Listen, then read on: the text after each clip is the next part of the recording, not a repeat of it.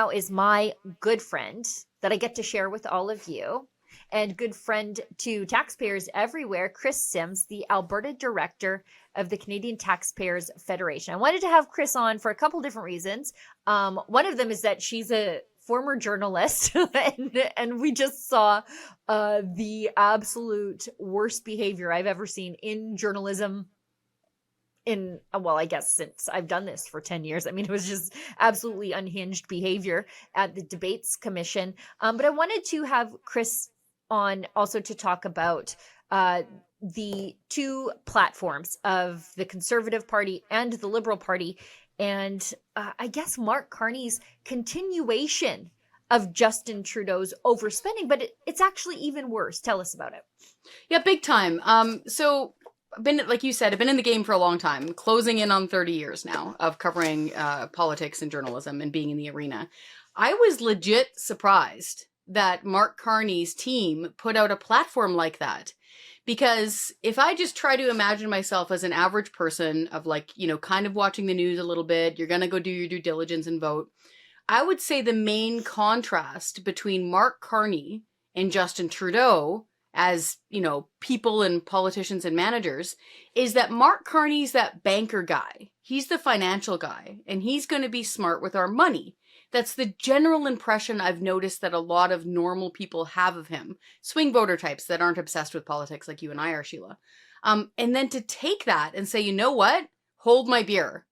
I'm going to like pile more money on the debt than Justin Trudeau did. Like, I thought the banker was supposed to be good with money, at least better than the drama teacher, but I guess not. And so that was super surprising. And what was also alarming is two things. One, we do now find out how much he's expecting his brand new carbon tariffs.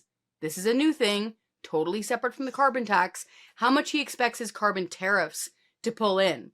Answer, around $500 million is going to be taken from Canadians in the form of his brand new carbon tariffs. And the big omission I noticed in his costed platform was the industrial carbon tax. We still don't have a price tag for Mark Carney's huge new hidden industrial carbon tax. So he's going to blow the bank, spend way more money, borrow way more money. The main thing here is racking up so much debt because we're already over $1.2 trillion. He's going to do that. And now we also find the smoking gun of his carbon tax tariffs. They call them border adjustments.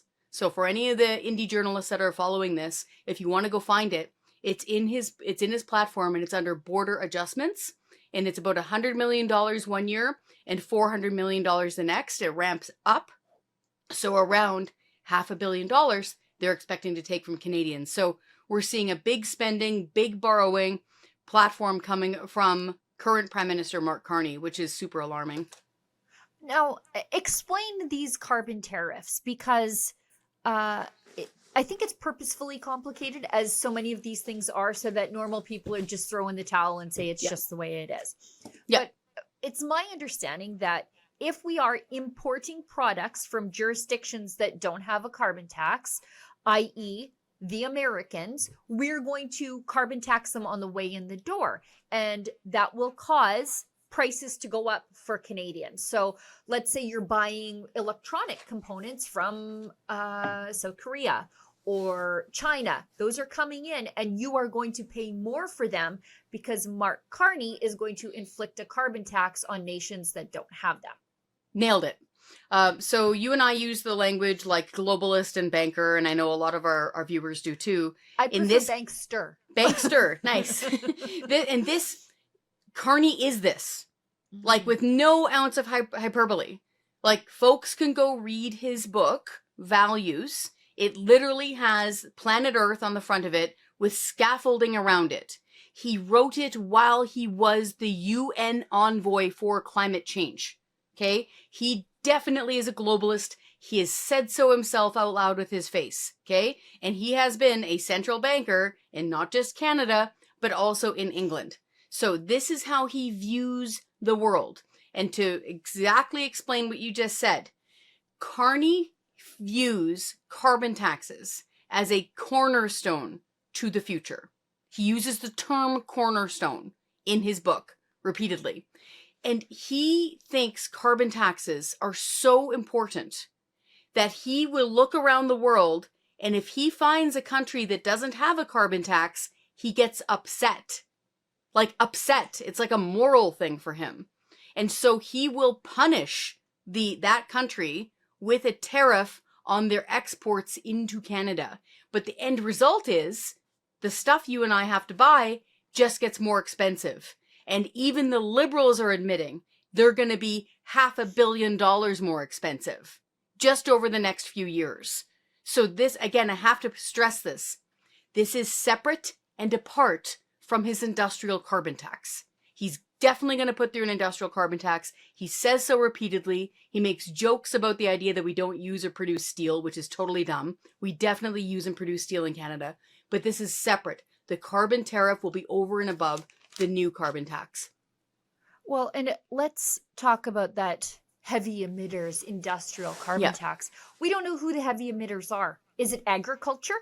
It's definitely oil and gas. It's manufacturing for sure. But if it is agriculture, then food just got more expensive. And, you know, food inflation is driving people to heat or eat poverty.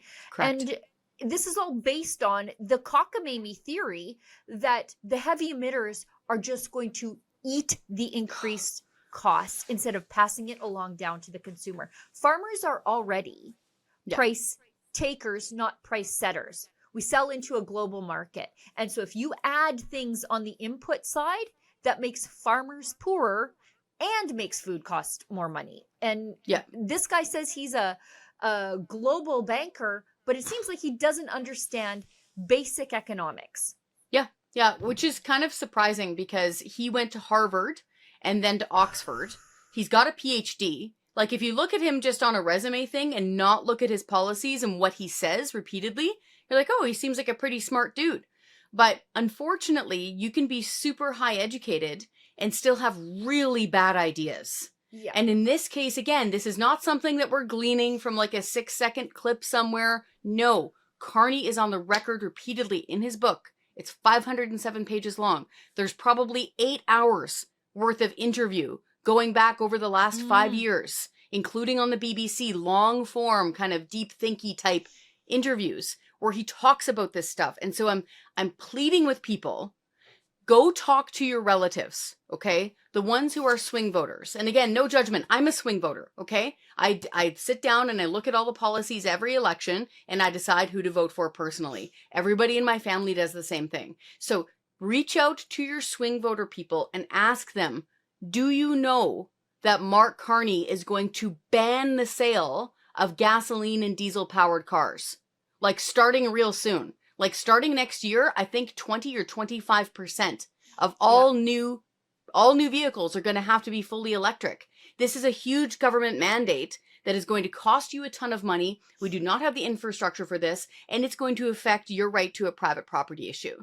So Carney wants to do that. Carney wants to keep 80% of oil and gas in the ground. When you hear him say, I want Canada to be an energy superpower, he does not mean oil and gas. He means wind and solar. How do we know this? Because he says so in his book. He says that 90% of global energy needs should be able to be met by the year 2035, which is real soon, from wind and solar. So you talk to anyone in the energy industry and they go, I don't think we have the chemical density for that, for just wind and solar. If you go nuclear, they might. Again, I'm not an energy physicist, okay, but I do talk to them.